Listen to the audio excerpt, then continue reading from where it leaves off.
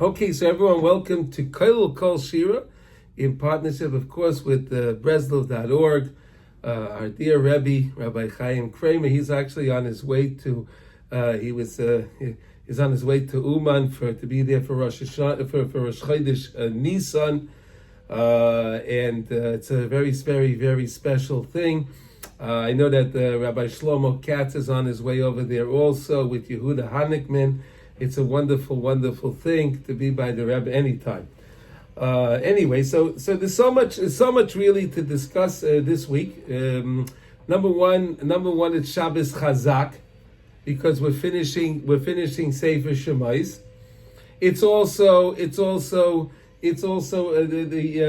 Parshas HaChodesh this Shabbos, right? Though it's also an amazing thing. It's also a special, we have Shabbos. Sunday is going to be Rosh Chodesh b'Shah Tov Mitzlacha, and so that's a very special thing to have Shabbos and then followed by with Rosh Chodesh coming in.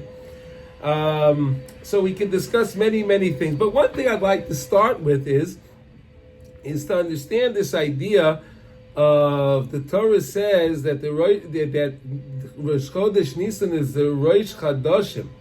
It's the Rosh Chodesh of all the Chadashim. However, we know that the calendar year doesn't follow through Nisan. The calendar year actually follows with Tishrei, right? So Aleph Tishrei, which is Rosh Hashanah, that's when the new year comes in. Right, like we have Tavshin Pei Hey today now, right? The Mitzvah Hashem Tishrei Haba Lein L'Tova, when it'll be Tavshin Pei Vav, it'll start not on Nisan, right? Which you may have thought that should be, but no, it starts at Tishrei. So we see there's the Rosh Hashanah for the year is on Tishrei, but the Rosh Hashanah for the Chadashim is on Nisan. Now the Svarim all say that any time you have a new beginning, it's a time of tshuva, right? So we know Tishrei, everyone knows, right? Tishrei, we're working on Elul, we're working on the tshuva, but when we're working on tshuva in Tishrei, in Elul, and then through Tishrei, when we start the Rosh Hashanah and then Naseres Yemei Tshuva, we're doing that in a way of yira. We're doing that in a way of fear. Why? Because we're on trial for our lives.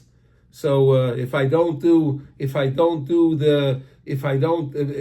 tshuva, it may not work out well for me, right? So maybe we're not doing the tshuva because we necessarily love Hashem, but it's more out of fear, which is amazing.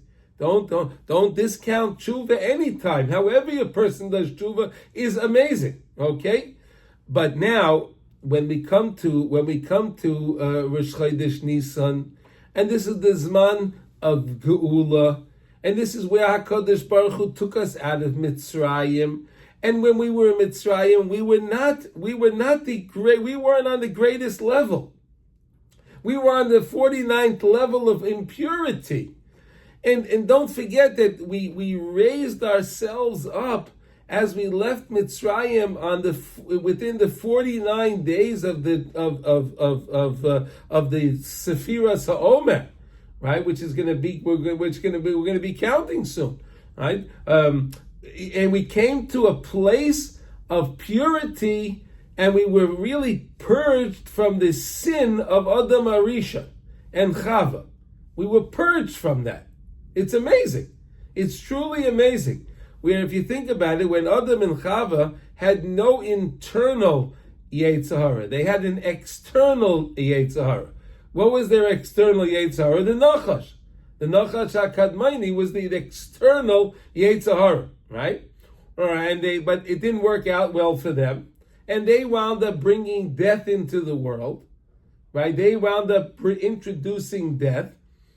However, when we came out of Mitzrayim, and we purified ourselves so much so, and when we came to Har Sinai and Kabbalah Satira, we actually purged ourselves from all of that impurity and even that of death.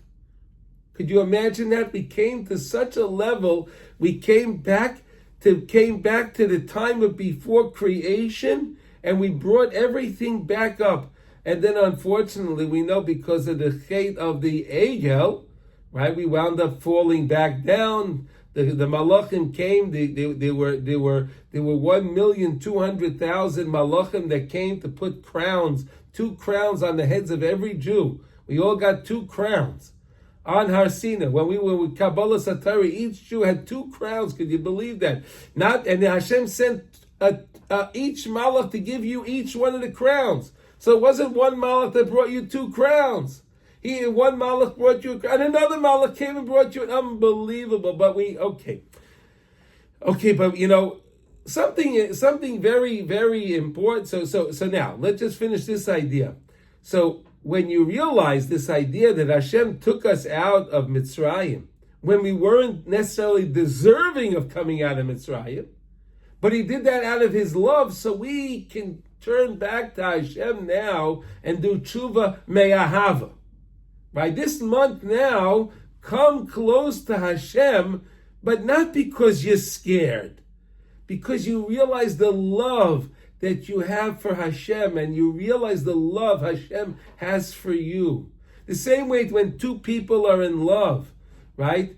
Each person is very careful about the feelings of the other one. And they don't want to hurt the feelings of the other one because they don't want to damage that love. So too now, this is the time to come back to HaKadosh Baruch Hu through Ahava. Now, let me tell you something. Coming back to Hashem through Ahava is a very important thing. You know why?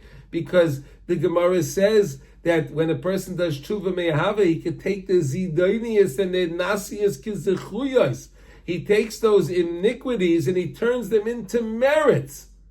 So when you do tshuva me'yira, the rabbis teach us, then you get a kapara for the sin. You get absolved from the sin. But you don't have anything positive.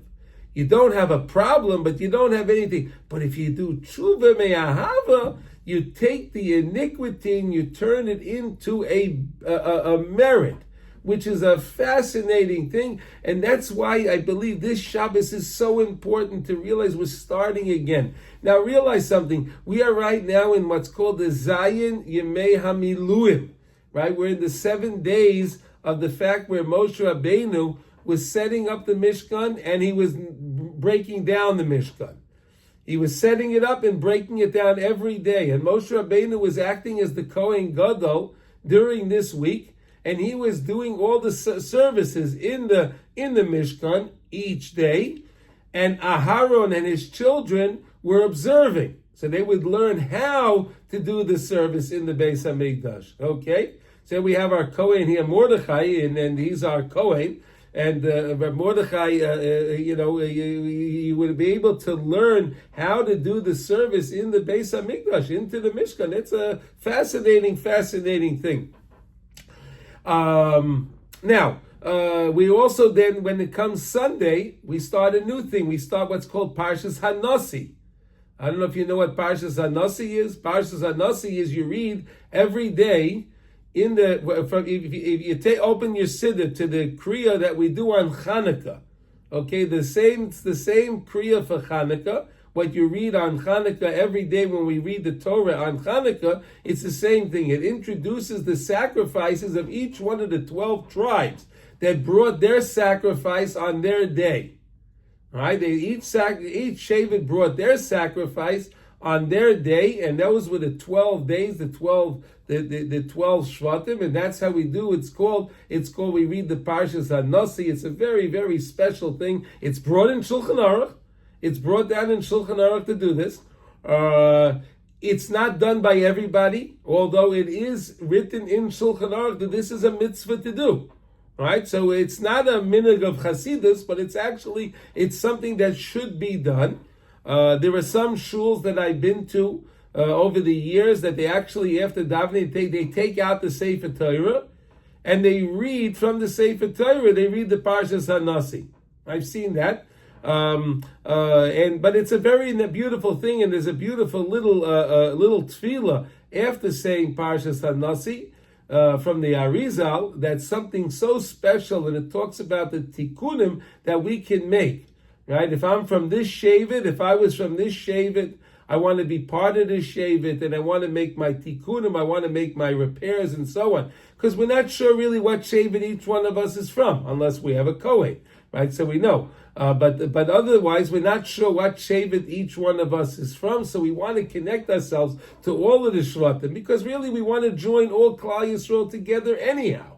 We want to join everyone together anyhow. So I mitzaref myself, I join myself to each one of the 12 tribes on each one of the day that they brought their specific sacrifice on that day. So that's an important thing to know, because that we're going to start on Sunday, Emetz Hashem. Okay, that's the first day we're going to do that on Sunday, and that's B'Yom HaRishon. Okay, and that's, you'll see it. If again, you can open up the siddur. If you don't know where it is, I'm telling you, you just open up your siddur and you'll look in the back and look where the reading is for the Chanukah, and they will probably have a note in there. In the siddur, the art scroll has the note in there. The art scroll has this the tefillah that I'm talking about from the Arizal, and they'll tell you, you read this each one on each one of the days and so on. Okay, that's that. Now let's talk about. There's so many things to talk about the parsha itself. So let's go over the parsha. Anyone have any questions so far on what we discussed? Is this clear? We understand, right? So now we're in the Zayin Yemei Miluim. These are the days that Moshe Rabbeinu was setting up the Mishkan and breaking it down and performing the sacred services in the Mishkan in order to teach Aharon and Isamar, to teach them how that they can do Elazar Kohen, and how they can do their avoda. Okay, so in the parsha itself, we know that Moshe shows the Jewish peoples how their donations in the Mishkan were used, right? Moshe Rabbeinu explains to them. He made an accounting for all of the gold and the silver and the copper and all of the skins and everything that they gave, the wood, everything that they gave. He gave them an accounting to show them what it was used for. And each one would feel accomplished, that they know that their money, that what they donated, what they gave as their truma to the Mishkan, then the dava to the Mishkan, it got you. So Moshe Rabbeinu showed everyone like that. You know, Rav Meir Shapiro has something very amazing. He says like this. I saw this a while ago. I don't remember where I saw it, but I remember this very clearly. He says, you know, when a person is giving money for tzedakah, so he's very careful what he does and so on and how he spends it. But if he's giving his money for something that he should be doing, he's using money for something that's not a mitzvah, right? He's not so careful. Just he spends. He doesn't care. He doesn't make such a cheshbon, and that's why he says, when it came to the Cheder Egel, when we came together as a kihila at the time of the Cheder Egel, you don't see anyone asking for an accounting, because that was for an Aveira. But when it came to the mitzvah, people want to see, hey, where did my money go for? You understand? So Moshe Rabbeinu gave them a clear accounting of where every dollar went for. We have our accountant that, our accountants know that's very important to have your books in order. And he showed them where every donation went for each and everything. Okay, the Mishkan and the clothing for the Mishkan are all completed and brought to Moshe. And they were actually brought to Moshe on the 25th day of Kislev. That's when they brought the stuff, was all brought to Moshe. Now here's something very amazing. HaKadosh Baruch Hu says to Moshe Rabbeinu, he says, okay, set up the Mishkan. now wait a second. Moshe Rabbeinu looked at all of this material, right? All these planks and the adonim and the kroshim and the skins, and they were huge, big things. 10 amas, they were very tall, very big. And Moshe Rabbeinu says, how am I going to do this? HaKadosh Baruch Hu said, you just try. You just try to stand it up and watch it's going to stand up me'eleh. It'll happen on its own. And that's what we learn. It's a very, very important lesson to know. Really, everything we do, we pride ourselves that we did so much. I do my work, I do this. really know that really it's all HaKadosh Baruch Hu giving us the ability to do our work. It's HaKadosh Baruch Hu, the one that gives us it's all Me'ez Hashem. Remember that. And that's what Moshe Rabbeinu realized when he was told to set up the Mishkan, because he did it himself.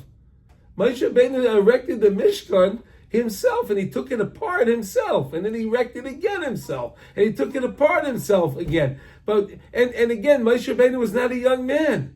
He was 82 years old at this time. He was not a young man. 82-year-old man is standing there picking this up, all these big planks and setting up. I mean, what a construction project, right? But again, it happened all me'eleha. But Moshe Rabbeinu went through the motions. And we should really know that. Anytime we're doing anything, we're only going through the motions. It's really HaKadosh Baruch Hu that gives us the ability to do anything. We're going through the motions, but again, the Yetzer Hara makes us believe that, it's, you did this, you accomplished this, it's your doing. No, it's really all Me Hashem, HaKadosh Baruch Hu. Okay, now, like we said, we discussed now from the 23rd day of Adar, right? That's the time when Moshe Rabbeinu started to set up and break down the Mishkan, till Rosh Chodesh Nisan, the 7 days. That's why we say we had the Zayim Yemei Miluim, right? And Moshe Rabbeinu at that time, again, like we said, he was the Kohen Gadol, and he performed the services there, and he showed Aaron and his sons. Okay, that's what the Parsha explains. And then we discussed on Rosh Chodesh Nisan is the great day of celebration. And that was the great day of celebration where HaKadosh Baruch Hu gave the command to now set up the Mishkan, and this would be the first day that it would be functioning. It was the first day of it. It was its inauguration, I guess you could say. That was the day it was inaugurated, which was on Rosh Chodesh Nisan. So Rosh Chodesh Nisan is really a very special day. It's a very special day because, like we said, it's the first day of Parshat Nasi, and it's also the first day that the Mishkan was erected, and it was a great simcha for Klal Yisrael because we realized then that HaKadosh Baruch Hu forgave us for the Chet HaEgel. We realized that HaKadosh Baruch Hu forgave us for the Chet HaEgel, and that's something so special. That's something so special that Hashem forgave us for something that we did it was such a terrible thing that we did. It was the greatest calamity that Klal Yisrael did as a sin, as a people. Whether we say we actually did the Egel Azav or we did not protest when it was being done. Now that leads to the next thing that I really want to discuss today, which is something remarkable to understand. There was somebody that did protest. There was somebody that did protest the collection of the funds to make the Egel Azav. And do we know who that person was that protested? His name was Chur. Chur was the one that protested. Now who was Chur? Chur was Moshe Rabbeinu's brother-in-law. Right? He was married to Miriam. Miriam Hanaviyah had a husband, his name was Chur. Okay? Chur went up against him and said, hey, what are you doing? You can't do this. We have HaKadosh Baruch Hu, we have the Torah, and this is Avodah Zarah, and you can't do this. You know what they did? They killed Chur. Now, which is very, very, very, very, very interesting, because if you look on the screen right here, it says here Betzalel ben Uri ben Chur lemati Yehuda asa es kol asher tziva Hashem es Moshe. So look at this. Betzalel was actually the grandson of Chur, right? Chur had Betzalel ben Uri, right? Betzalel was the son of Uri, and Uri was the son of Chur. So it was his grandfather. His grandfather was murdered. Now, his grandfather did what he did because he wanted to do the right thing. He didn't make any cheshbonos. He didn't make any calculations. He could have went to them and he could have discussed it with them and he could have tried to convince them, but he said, no, this is wrong and we're not going to do this. You cannot do this. And he didn't think any thoughts. That's why it says, when it came to Betzalel, he was Yodea Machshavos. He understood the Machshavos. He understood because he was the so to say what's a good word to use here? He was the continuation.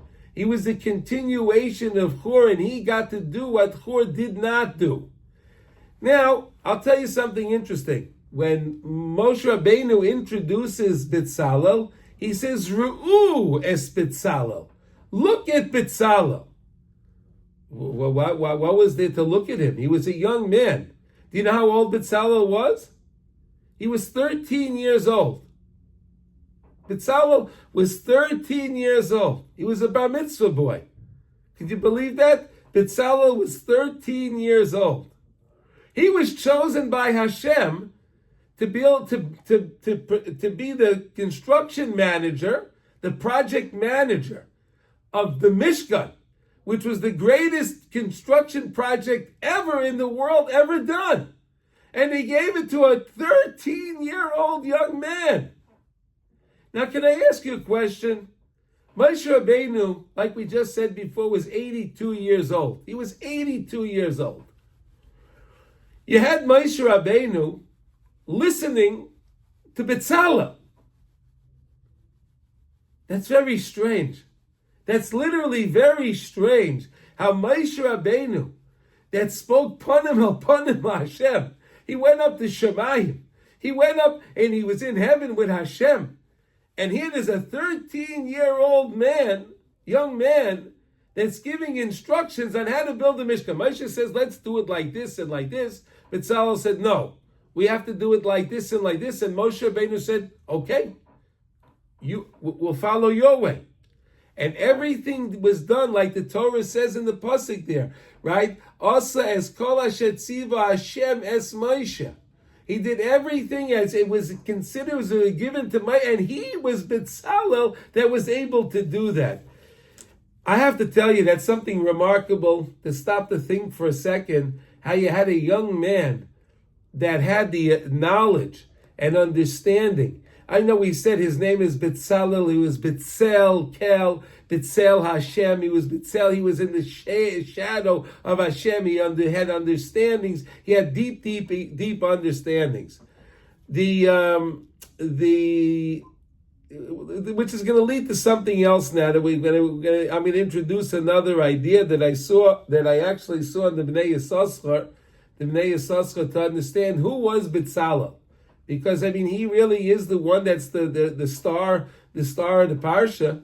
Because without Betzalel running things and Betzalel doing what he did, there would have been no Mishkan, there would have been no Zayin Yemei Miluim, there would have been no inauguration of the Mishkan, there would have been no Parshas Hanasi to read like we said. It's all because of Betzalel, what he was able to accomplish.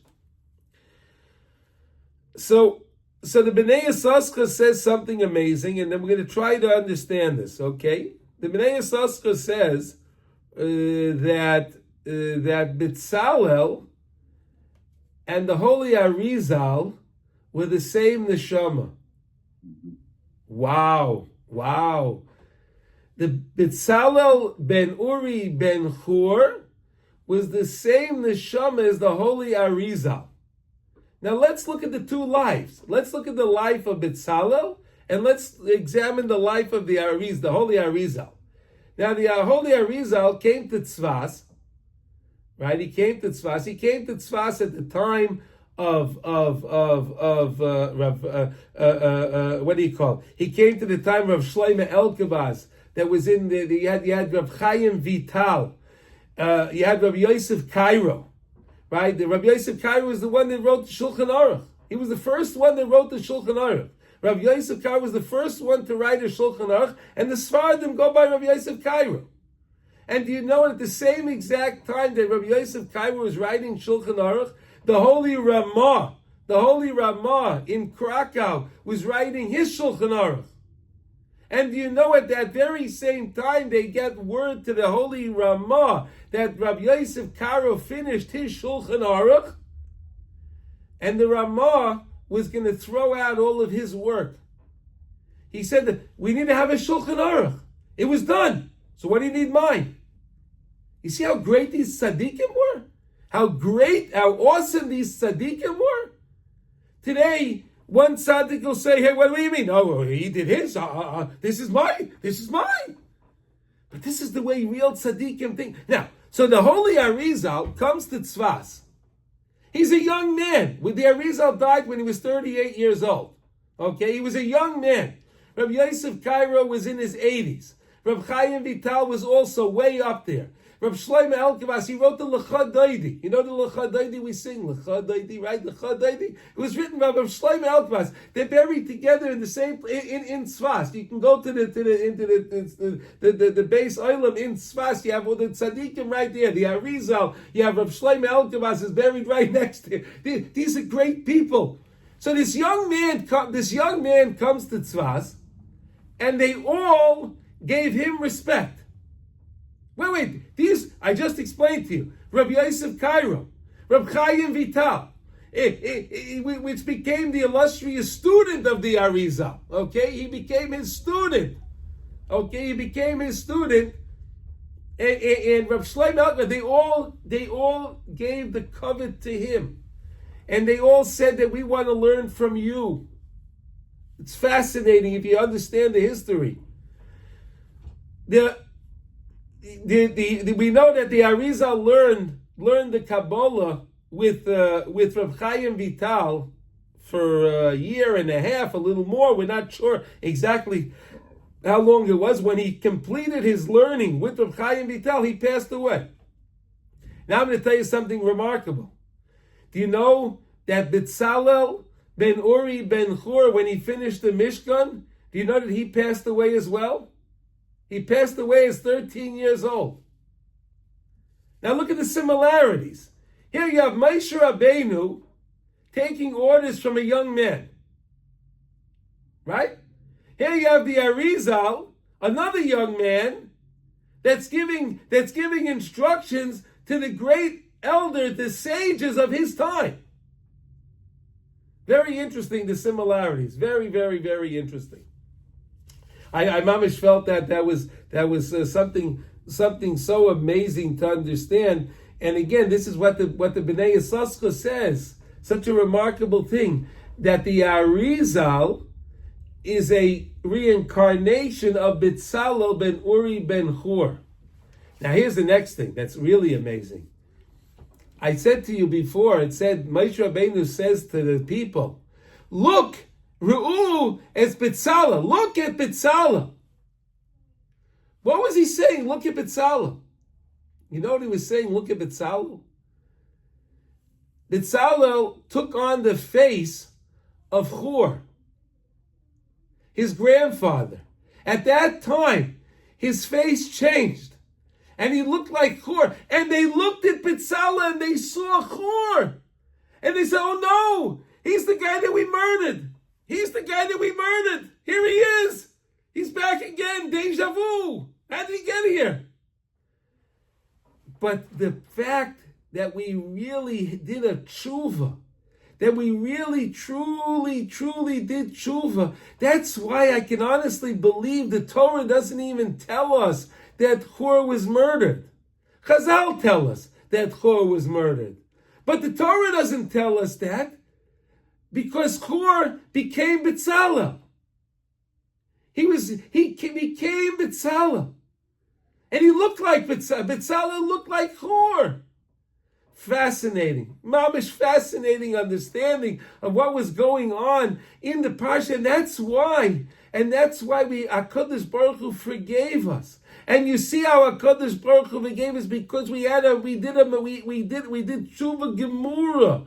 He gave us we did true tshuva. We felt true remorse that what we did, that we collected the money. We collected the money at that time to make the Egel Azov. And that's why HaKadosh Baruch Hu said, make the Mishkan and use gold.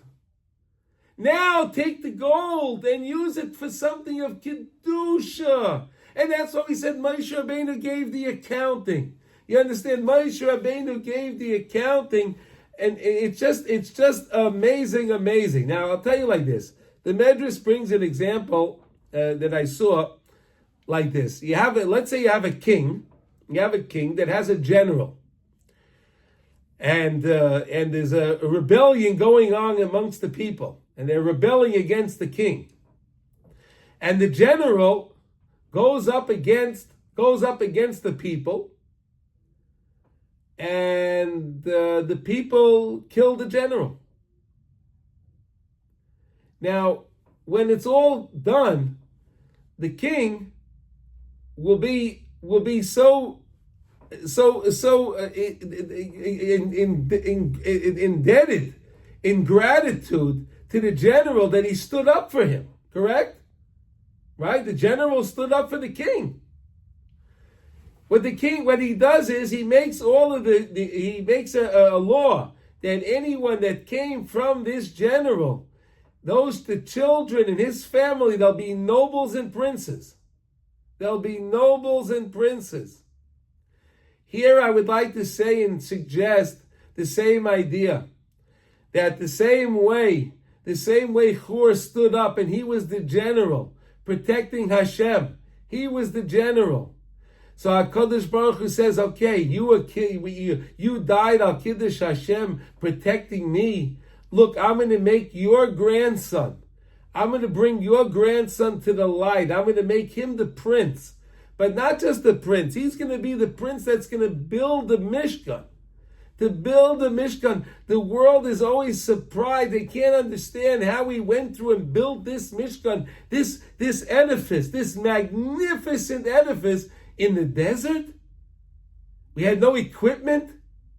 If you told me you did it today, and you had precision cutting, and you had laser, and you had all this stuff, okay, no big deal, right? But let's think about this. They were in the desert. They had no electricity. They had nothing. In the desert. And they did such fine weaving. And they did plating. They had to plate the shulchan. They plated the Mizbeach Hazov. They had to plate it. They plated the Aron. They had to melt the gold, smelt the gold, and they had to make a beautiful, and it was perfectly done. Could you imagine that in the desert?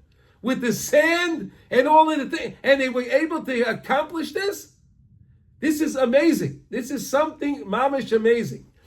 And again, Betzalel, he was Yodea Machshavos. What does it mean Betzalel was Yodea Machshavos? Betzalel accepted the materials that people donated for the Mishkan. Right? So people brought gold, and they brought silver, and they brought copper. But Betzalel knew the machshava of the person. Was it a pure thought? Was this pure that he was giving it? Or is he just bringing in his gold to show, look, I'm so wealthy, I can give gold. Hey, my neighbor, he can only bring silver. Oh, the other guy, he can only bring copper. But look at me, I'm able to bring gold. Betzalel did not use that gold for the menorah. Betzalel did not use that menorah, that gold for the keruvim. That had to be pure gold. He only used the gold that for the people that brought their money, and they brought their gold with humility, and they brought their money with humility. That's what he used. He understood the machshava. He understood what people's thoughts were. They said about the Arizal, when a person came to the Arizal, was able to look at the person, and he knew exactly the thoughts of the person. Not only know the thoughts, he knew everything about what the person did, and he knew what Gilgal the person was from, and he knew everyone that's going to come from him till the Atzayf HaDairos. Same idea. You see that? In other words, he understood, and he understood. It's remarkable, really, what's going on over here behind the scenes. But again, if you don't have the teachings from the tzaddikim, you'll never would know that.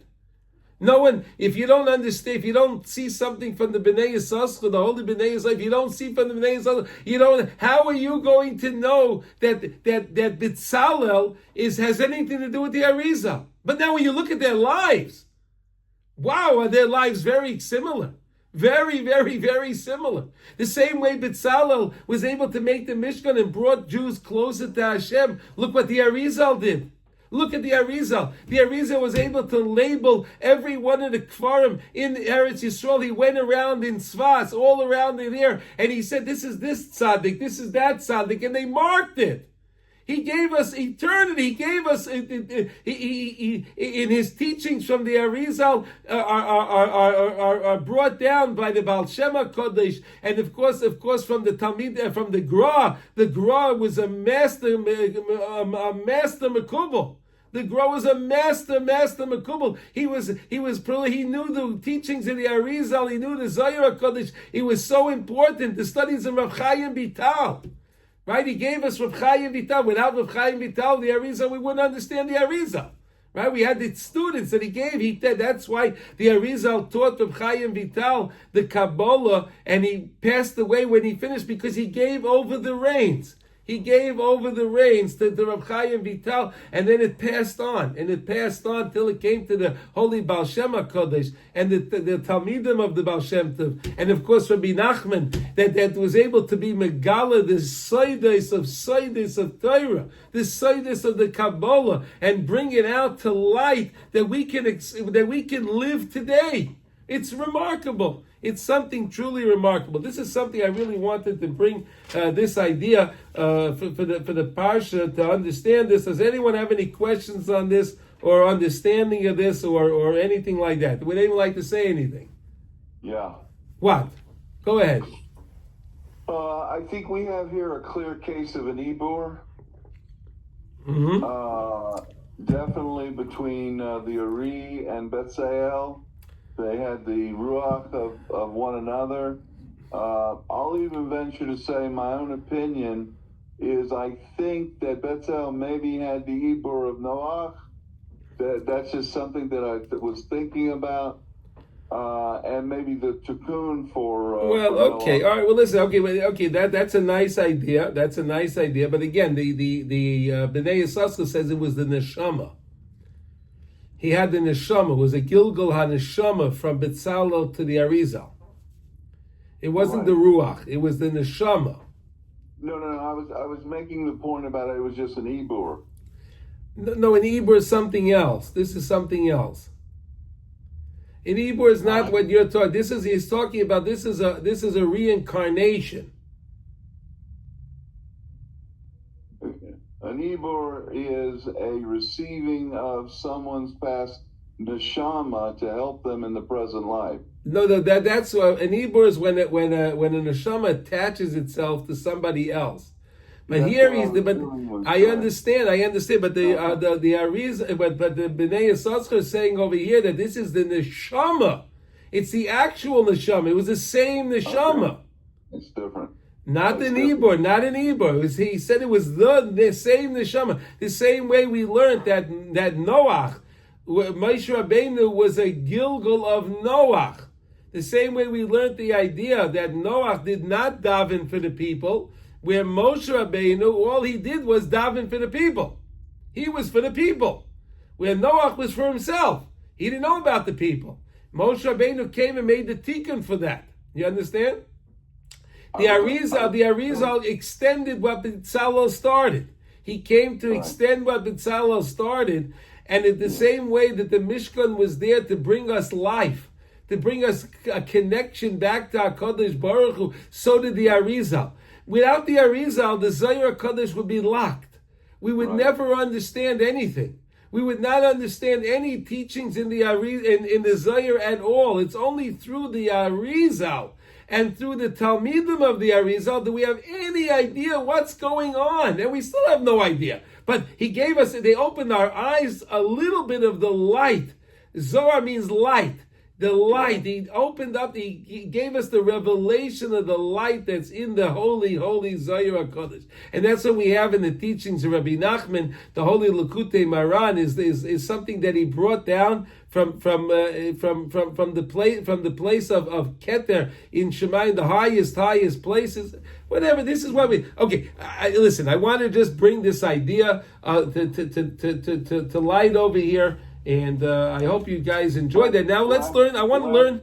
I want to learn something now. No, because I need to understand something. Yeah. I thought Miriam's husband was Nachson ben Aminadab. No, it was Chur. Okay. Yes, he was Moshe Rabbeinu's brother-in-law. All right, here we go. I have one thing to say. Yes. Wow. Okay, let's learn something. Let's learn something from Rav Nosson here on the parsha. We have a little bit of time left, and let's learn something. I want to learn two pieces. We're short, but I want to learn two pieces from the beginning of the parsha and the end of the parsha. Okay, so here we go. I have it opened over here. I'll make it a little bit bigger. Can everyone see the material? Eile Pekudei. You see this here? Everyone can see it? I can see it. Okay, Eile Pekudei HaMishkan. Okay, Mishkan bihi banoi or Mishkan bichur bano. This is the Mishkan when it's erect and when it's not when it's not in service. All right, well, I don't want to use the word bichur bano means that it is destruction, but okay. We know that the Mishkan actually never fell into any enemy hands, right? Because the Mishkan again was built pure. It was built pure. No, we did not accept any nedavos from the Erev Rav. Only pure nedavos were used for the Mishkan. And we learned this. We're learning in Hilchas Beis HaKnesses the same idea. When we build the Beis HaKnesses today, we have to make sure to use the money. We use clean money. We want to use money that not chas v'shalom someone that used by stealing money, or chas v'shalom someone used by what do you call it? by working chas v'shalom on Shabbos or things like that. That money should never be used for a shul. And any time monies are used for them, those shuls don't usually last. So the Mishkan is something very, very special. But bechinas ma'toiru oilecha Yaakov mishkanaisecha. See the word there? Mishkanaisecha Yisrael. All right, Mishkanaisecha v'dorshu Rabbeinu Zal, and the rabbis teach afilu kisheim charevim meginim al Yisrael. Even when they're destroyed, they still protect Klal Yisrael. When we study about the Mishkan, when we study about the Beis Hamikdash, when we study the laws of Tumah and Tahara, when we study the laws of Karbonos, and when we say the parsha of the Karbonos, we're actually connected. We're connecting ourselves to the Mikdash. We're connecting ourselves to the Beit HaMikdash. We're connecting ourselves to the Mishkan. And that's Protection. That brings us to protection. And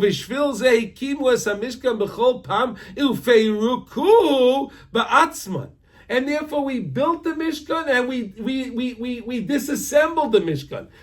We disassembled it. Right? And it traveled with us.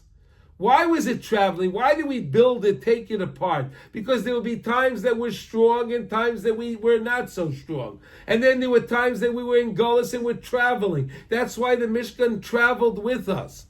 V'nasu imay, mimakim l'makim b'midbar. In the midbar, which is what? Choshech, it's dark. V'afela, it's pitch dark. Makim nacha sarah v'akrav. It's a place that you have snakes and scorpions and all kind of crawling things. But then it came back and we reassembled it again. To teach all generations. Even when the Mishkan was in its state of disassemblement, when it was nifrak, v'chora v'yogein aleim, it would still protect Klal Yisrael. V'im yikashru ritzoinam tamid b'kedushas hamishkan u'beis hamikdash v'kelav. If we connect our ratzon, our will, our desire to the Mishkan, to the laws of the Mishkan, to the laws of the Beis Hamikdash, to the laws of the sacrifices that were performed in the Mishkan. V'akol b'koyach hatzadikei emes, all through the tzaddikim. We can only do this through the holy tzaddikim. Through the holy tzaddikim. Ha'oiskim b'binyan ha'mishkan, and they're working on building the Mishkan. They're working constantly on building the same way Betzalel, the tzaddik, and Moshe Rabbeinu, and all the tzaddikim, they were working on the building of the Mishkan. So too, they're working on it now. They teach us about it. B'binyan ha'mishkan b'chol dor v'dor k'moshe kosav b'Torah azamra, as the Rebbe says in his famous Torah Reish Pei Beis Azamra, the Torah that you teach, that teaches everybody that they have to find the Nekuda Tova in themselves and in everybody else. Right? Find something good in everybody. Find something good in everybody. Find something good in yourself. I know it's hard. The Yetzer Hara tells you all the time that you did this wrong and you did that wrong. But you know what? The truth of the matter is, there's a lot of good in everybody. There's a lot of good in everybody. I want to tell you a quick story to help us understand that there's good in everybody. Here we go. I'm going to tell you a quick story. This Shabbos is going to be the yard site from the holy Tverah Shleima.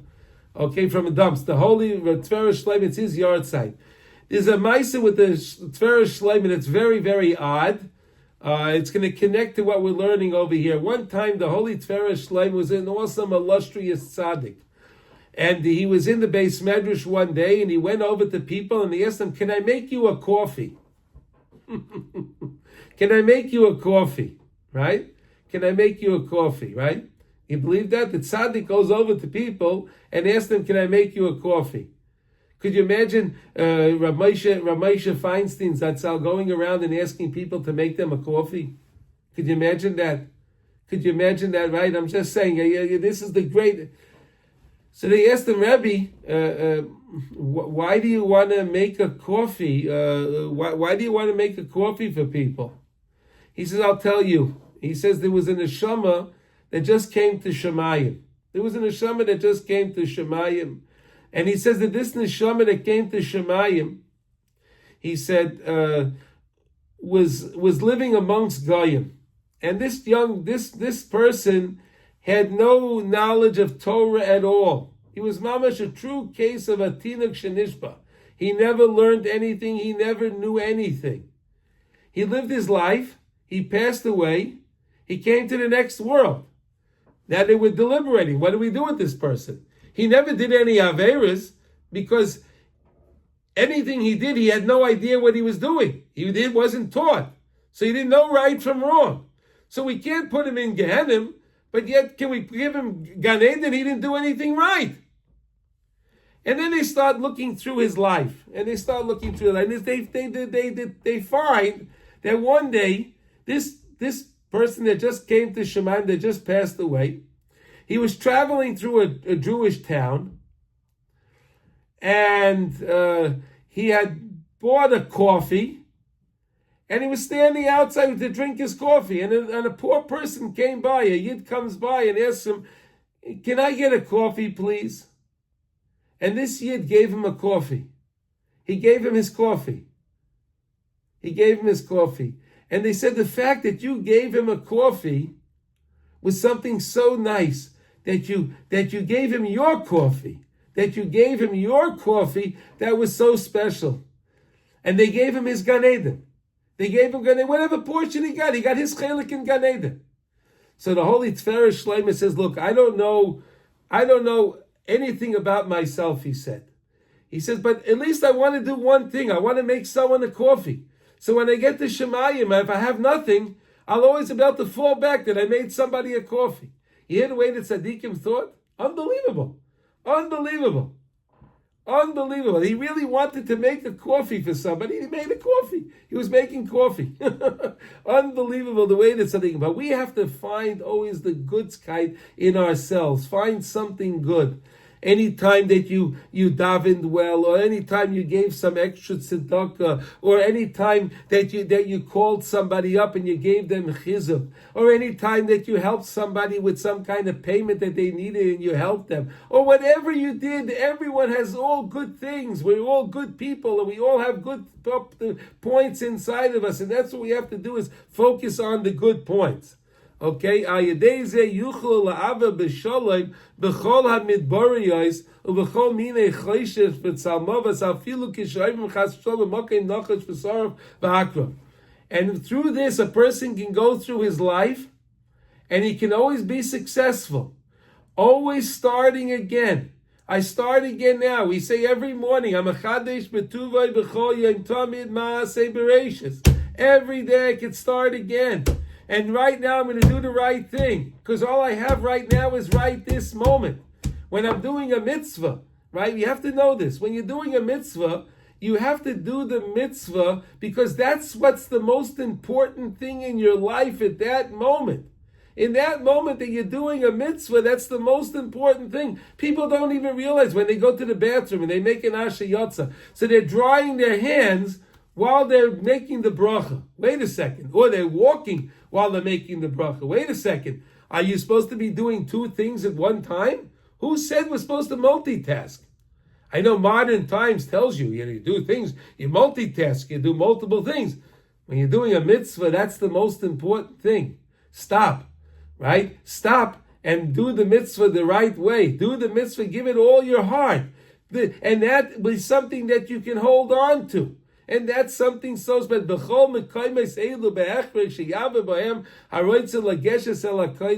Anytime that you're going through whatever you're going through to get to Kedusha, befrat misha nichshal kvar b'masha nichshal, and especially someone that stumbled with whatever they stumbled in, you're gonna have to go through some dismal things. You're going to have to go through it. It's just the process. But remember, there's a light at the end of the tunnel.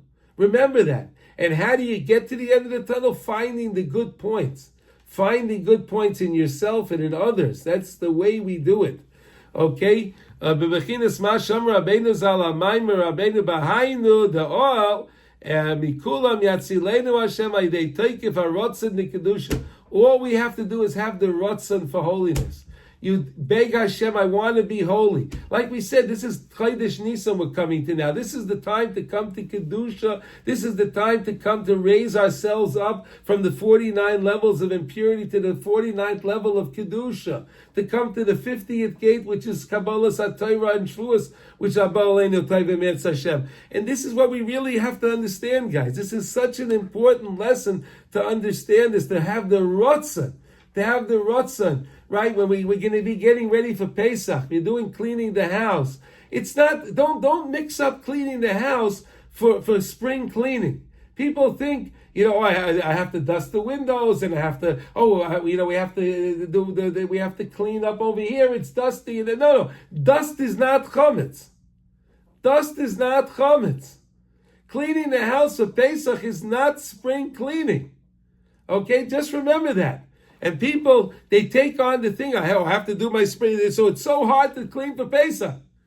Are you cleaning for Pesach or you're cleaning your house? If you want to clean your house, go clean your house. But don't say that you're cleaning for Pesach.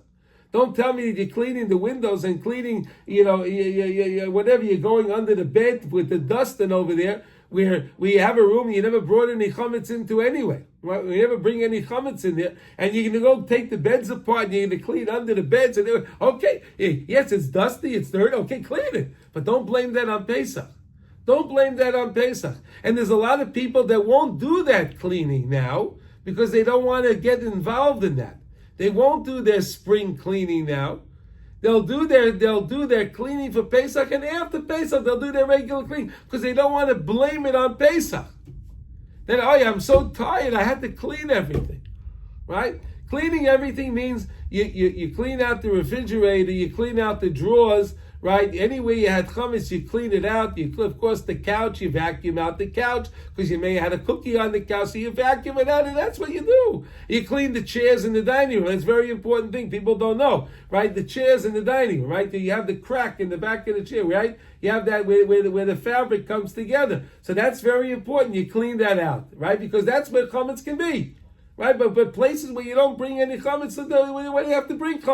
You do a quick cleaning. You just check it. You have to check it. You have to be baidik to make sure there's nothing there. Maybe the kids brought it, whatever. But let's not make that mistake. The main thing is to have the rotzen, The main thing is the Ratzon, to have the Ratzon, which is such an important thing, to have the holy Ratzon, and that's a very, very, very, very, very important thing. And now I just want to learn this for a few minutes here, where it says Hukam HaMishkan, and this is very, very important, but where Moshe Rabbeinu actually set up the Mishkan, right? And it was in the inauguration. The Rebbe says over here something fascinating. Someone that does business, you do transactions, and different work that you do. Laharim yadai laHashem. Lift up your hands to Hashem. Su yadechem kodesh u'baruch Hashem. Lift up your hands to Hashem. Laharim yadai laHashem is about kol machshavtei v'asiyosei v'diburei laHashem is about make sure all your thoughts, make sure all your actions, make sure all your words are l'shem Hashem. Do it b'shem Hashem. Do everything for the sake of HaKadosh Baruch Hu. Bechinas gol al Hashem darkecha ulahamim b'emuna shalema she'ena adam oiser klal. I don't do anything. Rak sh'anu mechuyavim l'asais eza esek amasa mata mamalacha. You know what? I have to make a hishtadlut. I have to do my part. I have to do something. But to realize, do I really control what's going to come of my work? Do I control what's going to come of my meetings? I go on meetings and I go do things. Do I have any control? I go and I do what I have to do, and I trust in Hashem. Whatever was decided for me on Rosh Hashanah, Yom Kippur, right, and stamped on Hashanah Rabbah, that's what I'm going to have. We realize we only do things. And I'm only telling this Torah because, again, the same way I explained to you, when Moshe Rabbeinu was given the task to build the Mishkan, Moshe Rabbeinu said, how am I going to do it? Hashem said, just you try. Just do. Try to lift it, and then it lifted up on its own. All those boards lifted up on their own. Moshe Rabbeinu went to pick up the board, and it stood up. Moshe Rabbeinu lifted the next board, and it stood up. Moshe Rabbeinu tried to put the covering on the Mishkan. He put his hands on it, and the thing draped over the Mishkan. He just tried. That's all. And that's really what we do. That's why we learn out the Lamed Tes Malachas of Shabbos from the Melechas HaMishkan. Right? We learn out the 39 prohibitions of work that we can't do on Shabbos. We learn it out from the Mishkan. Why do we learn it out from the Mishkan? Because the same way when we did work in the Mishkan, it was done me'eleha, it was done on its own. We should learn that the work that we do is also me'eleha, it also happens by itself. Yes, I have to do something. Moshe Rabbeinu had to put his hand on it, and then it stood up. But did Moshe Rabbeinu stand it up? No, it stood up on its own. He just had to put his hand there. They say there's a Maisa with the Baal Shem HaKadosh. One day, he was walking in downtown Mezbush. Okay, it's a little tiny town. I was there many times, Baruch Hashem. I think Mordechai, you were there too in Mezbush.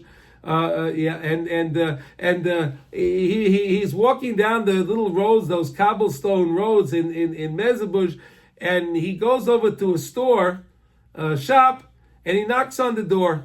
The Baal Shem HaKadosh knocked on the door, and then what he did was he walked away. His student said to him, Rebbe, what did you do? He says, for Parnas, I have to make a hishtadlus. I have to do something. So I went over to the store, I knocked on the door, I did my hishtadlus, I did my part. I knocked on the door. But he believed it. We look at it and we say, well, Rabbi, come on, you knocked on the door, come on, Rabbi. No, but that's really what it is. That's really what it is. We don't have to get carried away in our work. We don't need to be carried away. We have to realize how beautiful the times that we are living in now. We're living in a time, the Ikvis of the Mashiach. We're living in a time, in Mitzvah Hashem, we're going to see the final Geula any day. The Geula is going to be here. The Geula is going to be here. I mean, you see what's going on in Eretz Yisrael, the way everything's being built, and the roads and the highways and the things. I'm amazed every time I ride on the roads and I see the advancements that they're making. They're making a brand new highway now that goes all the way from Yerushalayim all the way down to Beersheba.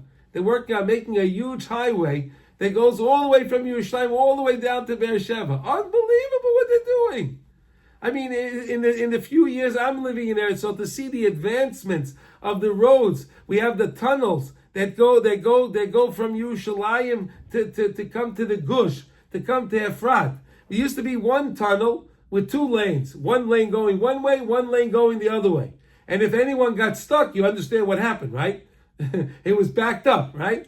Now, since I'm living there in the 4 years, okay, now we have two tunnels with two lanes on each road. Advancements, amazing. We're mamish living in amazing times. And I want to just finish off with one idea that's an amazing. There's one of the mitzvahs is that if you have an Eved Kanani, okay, if you have an Eved Kanani, which is a Goyish servant, right? And let's say you're living in Chutz La'aretz, right? You're living outside of Eretz Yisrael. Now, if this Eved Kanani that took on mitzvahs, he takes on special things, right? The Eved Kanani, he gets a bris milah, he goes to the mikveh, he takes on less mitzvahs of the lady, but he takes on some mitzvahs of a Jew, something. If he escapes from his master and he makes his way to the land of Israel, he is not allowed to be returned back to his master. If he made it to Israel, he's safe. He stays there. Chazal instituted that what he has to do is he has to make a promise that now that I'm in Eretz Yisrael and when I make my money, I make money over here, and I make enough money to give back to my master for my value, I will do that. You understand? Right? You understand? Why is that? Because when this Eved Kanani makes his way to Eretz Yisrael, everything is forgotten. Everything is forgotten from the past. He starts anew now. I was thinking like this: when a Jew, a full-fledged Jew, makes his way to Eretz Yisrael, right? A full-fledged Jew makes his way to Israel, and now he's in Israel. So if you take an Eved Kanani, make a Kal V'chomer. If Madach an Eved Kanani, that's not a full-fledged Jew, and he can escape from his master, and he can make it to Eretz Yisrael, and then he's free. Alachas kama v'kama, any full-fledged Jew that makes his way to Eretz Yisrael can forget all of the shibud of everything else that he has in Chutz La'aretz, and he can mamish become part and let the land accept the land, and let the land accept you. And that's such a beautiful idea. So we have this idea with the Mishkan when it was erected. When it was taken apart, it protects us. We have the idea when the Mishkan was set up, and our HaKadosh Baruch Hu set up the Mishkan for us so beautifully, and it happened on its own. So I wish everybody that we should have a beautiful Shabbos. Shabbos Chazak, V'nis Chazek. This is the Shabbos we're finishing Sefer Shemais. Sefer Shemais is the Sefer of Geula, right? This is the Sefer Geula. This is a mitzvah Hashem will bring us the final Geula that we're waiting for. That we'll all together be able to go to Eretz Yisrael. We'll be able to all march together, holding hands, walking to Yerushalayim, Ir HaKodesh, to the Beis HaMikdash, to bring the Zvachim, the Psachim, and the Zvachim in the proper time. The Torah says that the Yom Yud Daled of Nisan is Yom Chag HaPesach. That's Chag HaPesach, which is Yud Daled. Tesvav is Chag HaMatzos. The Torah refers to that Chag HaMatzos. We should be zeicher to fulfill the mitzvah of Pesach, to bring the carbon Pesach in Bayis Shlishi on Har HaBayis. I wish everyone, thank you for listening, and we wish everyone a wonderful, wonderful Shabbos and a good Chodesh. And don't forget the Parshas HaNasi.